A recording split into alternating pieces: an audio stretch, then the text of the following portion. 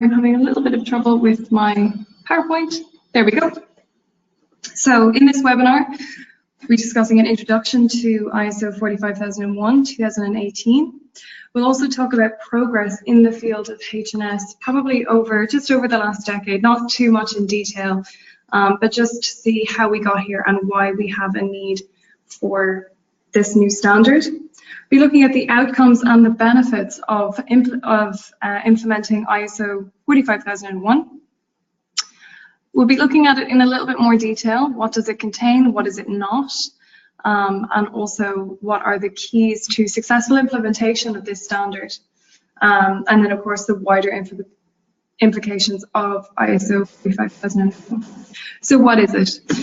It's the new standard from the International Standard for Occupational Health and Safety, and it incorporates and develops on the older standards such as ISO 18001, and it develops on that, and it also incorporates some of the ILO, that's the International Labour Organization's guidelines and standards, into it. So at the bottom of the screen, you should be able to see some statistics from the ILO. According to the ILO, there are 2.78 million fatal work accidents every year. There are also 273 million non-fatal work-related injuries. Basically, that means every single day, almost 7,700 people globally die of work-related injuries. Obviously, this is entirely unacceptable, so why we are still pushing for more health and safety regulations and also transparency across the global community. The reason why we need these standards to be global is also it's great for idea sharing and progress sharing. If one nation is significantly advanced when it comes to health and safety, for example, nations like Norway and Canada, always very advanced in the fields of health and safety, it's great to learn from those other nations and what they can contribute. ISO 45001 is for any company of any size, and it was published on the 12th of March in 2018. There was a little bit of a delay on it. It went through some steps of feedback, some public feedback. So there's a slight delay, but it came out kind of as expected in early 2018. More than 70 countries were directly involved in the creation of the document, and it was overseen by the British Standards Institution, or the BSI. Now, the first 10 companies that implemented ISO 45001 were facilitated in doing that by the BSI as a consultancy service. You can pop onto the BSI website and they will have case studies on that as well. So ISO 45001 is very relevant in this day and age, as now we're having the onset of big data and internet systems that can help us with gathering this kind of data. Essentially, before, everything was largely paper-based and site-based, and there wasn't a huge amount of joined-up thinking. But when we have internet, we have real-time data capture. We also have sort of edge devices or smart edge devices, where we can integrate all of this data into one place, interrogate it and look for points of origin. We can look for hotspot analyses. We can look for areas that are doing better than others, regions that are doing better than others. If you're a company, you can interrogate which sites are doing better than others and why. So it is a really huge time of opportunity for the industry, the health and safety industry right now, to really leverage the amount of data that we can gather. So in terms of progress in the field, the health and safety industry has progressed significantly over the last 50 years. Essentially, it was all about trying to keep people alive and trying to limit a business's liability in terms of legal liability. And now we're going to be moving on into more lifestyle and worker well-being monitoring. Now, that's not to say that we don't need to look at incidents, fatalities, near misses. You'll be able to see here in the slide we have a yellow hard hat, which has got a very large piece of metal stuck into it, and if that gentleman wasn't wearing a hard hat, that would be in his head or in his shoulder or possibly a bystander. So it is super critical that we're still monitoring near misses, slips, trips and falls, the classics in health and safety, but we do want to strive for better data. Now, there's a reason for that. Up on the next slide, this is some statistics from RIDDOR. RIDDOR is the UK body where people are reporting injuries, diseases and dangerous occurrence regulations. So essentially you can have a browse of these statistics yourself. What I'm mainly interested in the petering out on the graph on the top the top right hand of this slide. So essentially, fatalities in Britain have dwindled significantly since the early 80s. You'll see this graph shows the rate of fatal injury per 100,000 workers in the UK, and it spans from 1981 up until the present. Now, we've made significant gains, going from 2.5 people per 100,000 workers right down to less than 1. However, we have a lot of stalled progress. You'll see the graph states that it is broadly flat in recent years. And what that's reflecting to us is that we've done all the easy stuff. So we have gotten all of the low-hanging fruit, all of the easy implementations have been done, and now we need a redesign, we need a refocus, because we need to still drive on. Within health and safety, the goal for the general industry and then most businesses or most nations is, of course, zero work-related deaths, zero work-related injuries, illnesses, zero effects on the public. And obviously that's potentially achievable, very, very difficult to achieve, but until that's reached, we will still be progressing. So you'll see there 144 workers in the UK were killed in between 2017 and 18. And then 100 members of the public were killed as well. So still unacceptable numbers, so we will still be driving. And of course, new standards like ISO45001 will aid in that drive. So ISO 45001, what are the outcomes and what are the benefits? The intended outcomes are, of course, continual improvement of OH&S performance within an entity. Maybe it's a company or maybe it's an institution. Fulfillment of legal requirements and other requirements. You can think of H&S almost like a HR department. So it has two arms. One is protecting workers, and then the other is protecting the company itself from legal action. So the more compliant you are and the more proactive you are as a company, the less likely you are to suffer from exposure to extreme litigation against you. And then, of course, see there you have the achievement of the OH&S objectives of a specific company. So the intended benefits then as well, or maybe the unintended benefits, are to increase an organization's resilience and be proactive in its risk prevention and innovation. Also strengthening the legal and regulatory compliance and reducing business losses. That again refers to any type of legal action that may be taken against a company due to its lack of or poor governance in terms of H&S, whether that be against the public or against its own workers. And it also demonstrates brand responsibility. We are seeing a lot more interest in the ethics of a company, especially when it comes to investment. And that's also in the private space and in the public space. Investors are quite interested in ESG, ESG standing for environmental, social governance. Good governance in a company is often lauded as a great indicator that this is a solid investment and that the company is likely to have a future and not be sort of decimated by lawsuits or scandal when it comes to employee health and safety.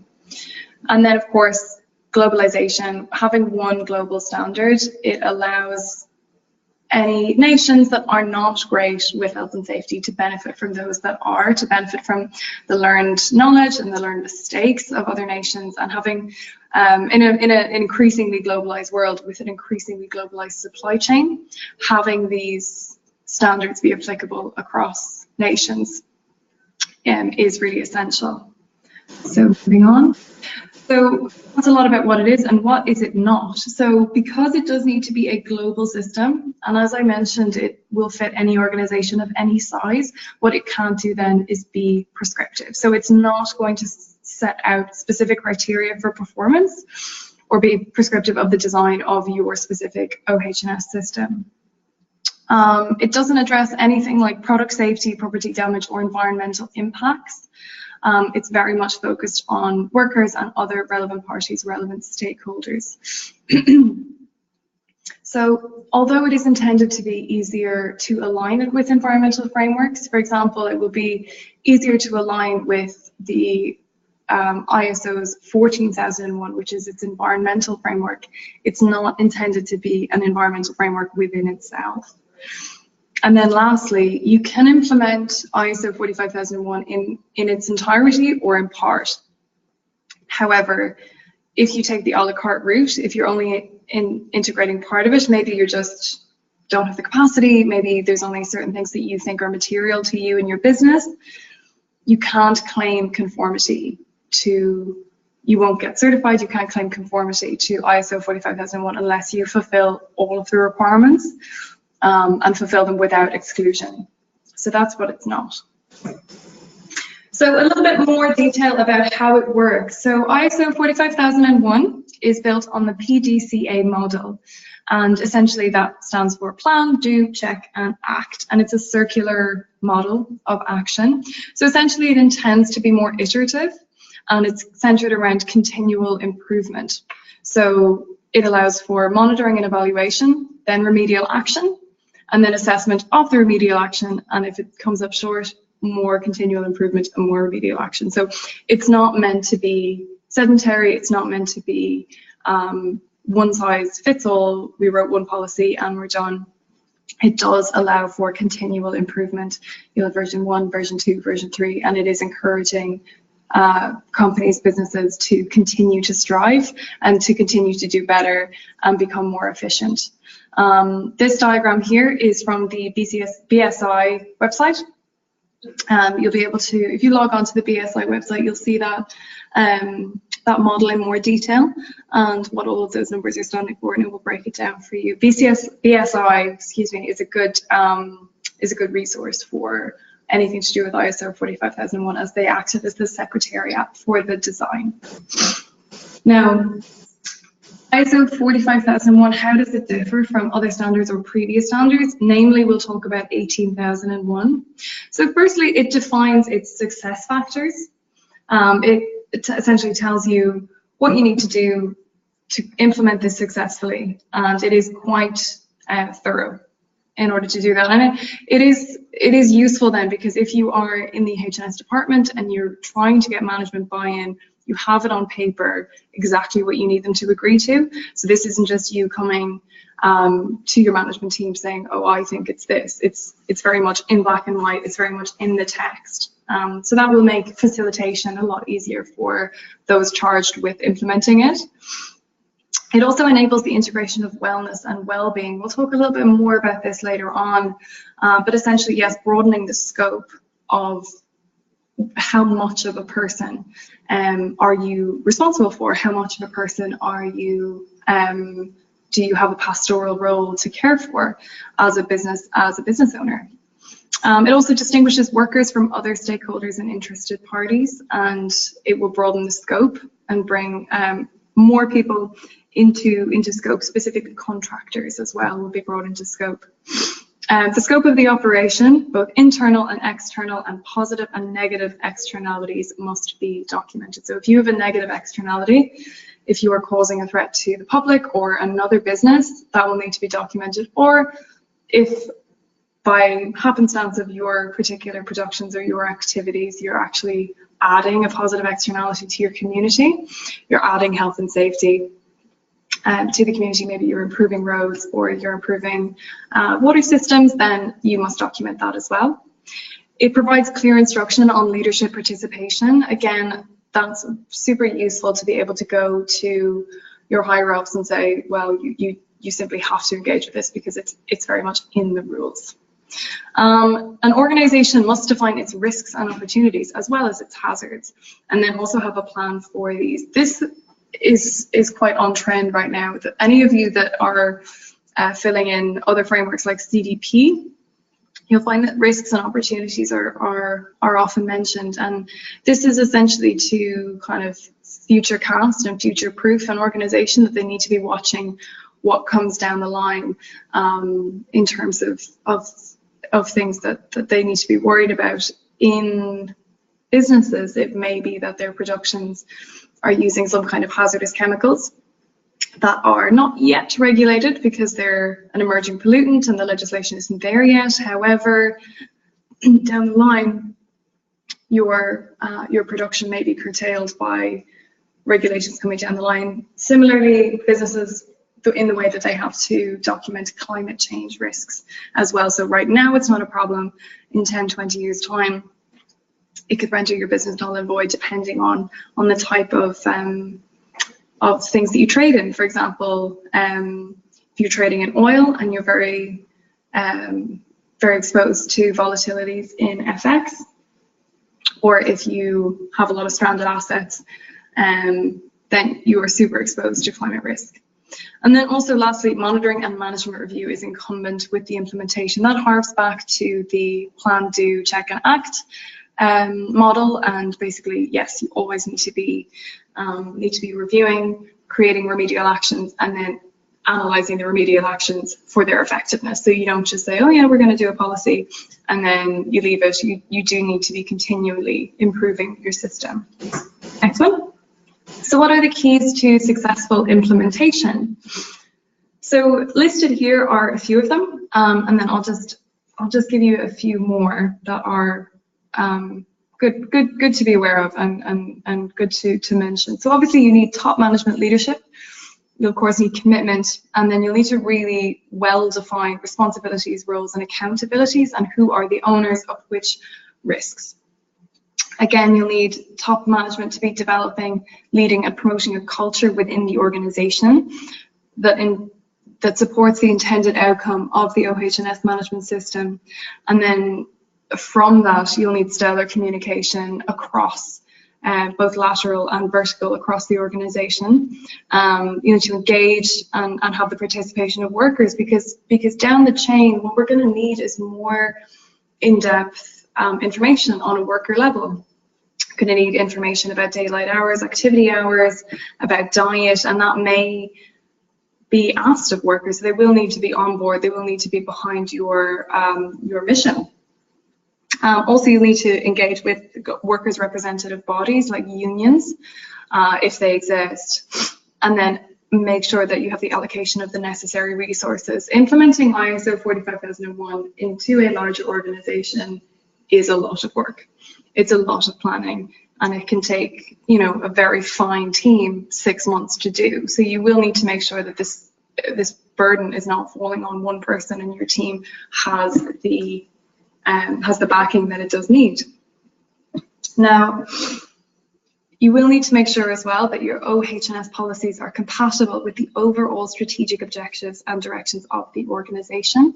So that you do really need to query from management, who are we as an organization, and what is our ultimate objective, and where do we want to go? How do we want to position ourselves in the market? Who do we want to be? And then align your policies with that. Of course, the classics, you'll need effective processes for identifying hazards, controlling risks, and taking advantage of OH&S opportunities. Risks, the classic OH&S model of looking at a risk in a matrices of sort of likelihood and severity, that will still be there. And then of course identifying your opportunities. Of course, you'll need continuous performance evaluation and monitoring of the OH&S management system, and of course integration of the OH&S management system into the organization's business processes, the day-to-day processes, the day-to-day management of an organization. Do we need to schedule in an OH&S catch-up every 6 months? Do we need to be watching this? Do we need to get better systems, better softwares, better management processes? Do we need to hire more people? Do we need to really put this at the forefront of our aims? You'll need, of course, compliance as well, compliance with legal requirements and other requirements. Maybe they're at a council level, maybe they're at a national level. So essentially, it is quite an undertaking, but it is for brand integrity. It's absolutely becoming at the forefront. And the more, just to go back, the more ingrained that H&S becomes into every single business, the less acceptable it will be to miss this boat. So absolutely worth onboarding into 45001. Just to look at the wider implications. So the GRI, the Global Reporting Initiative has the GRI standards, and they are a set of standards by which responsible businesses are expected to adhere to, and they did their very first review of the GRI standards this year. There was 2 standards reviewed. One of them was the water one, and the other one was GRI 403, and that's their health and safety standard. Essentially, it was reviewed to align with key ILO instruments, ILO being the International Labour Organization already mentioned in this presentation, and of course ISO 45001. And they need to address, and they did this in order to address the key challenges of gathering occupational health and safety data. Some of the challenges would include over-reliance on productivity measures.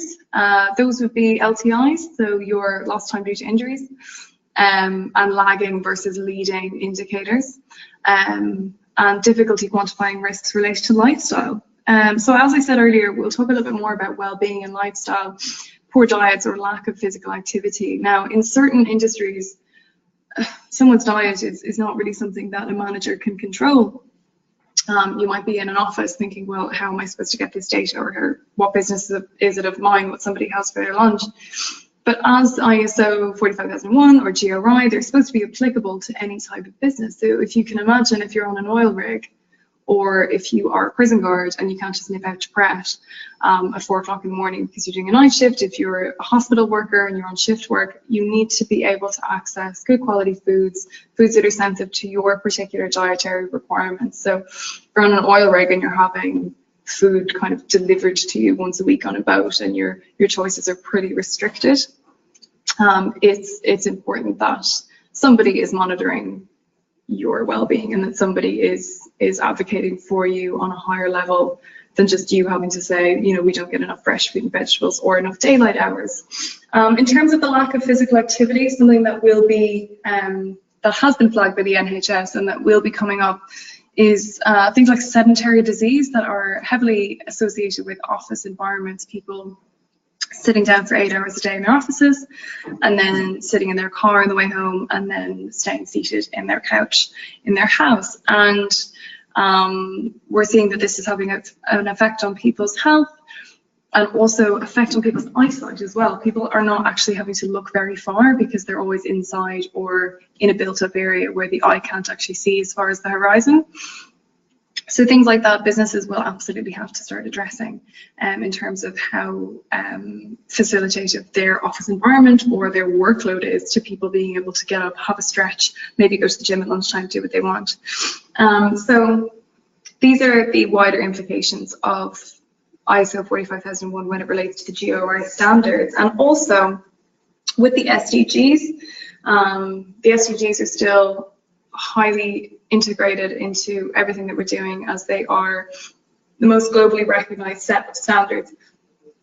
And ISO 45001 maps to 7 of them. Maps to SDG 3, good health and well-being, SDG 5, gender equality, 8, decent work and economic growth, 9, industry, innovation and infrastructure, 10, reduced inequalities, and 11, sustainable cities and communities. And of course, number 16, peace, justice, and strong institutions. So if there aren't any questions, I'll give a few minutes for any questions that anybody might have. But otherwise, thank you for joining our webinar. Oops, I'm just trying to click around. Here we go. Thank you for joining our webinar. I'll give a couple of minutes if anybody wants to ask a question, but of course, you can just email us with any further questions that you might have. Okay, great. Thank you to everybody for joining, and of course this will be recorded and the slides will be distributed to everybody who was on the sign-up list, and we will also have the slides up on our website as well. This webinar has been recorded. Okay, everyone, thank you very much. Enjoy the rest of your day.